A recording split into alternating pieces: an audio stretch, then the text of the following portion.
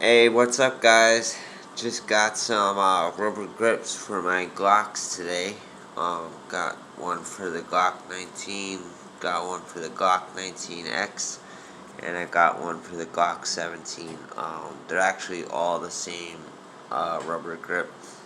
I'll leave a link in the description for it if you're interested. It was really cheap. It fits all three, plus other size Glocks, like pretty much every size Glock almost. But yeah, it feels really great. They're really tight fitting. They conform really well, and they actually fit.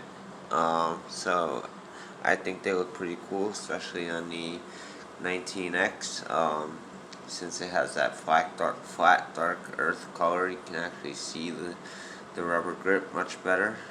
But yeah, guys, I'll see you later. Peace.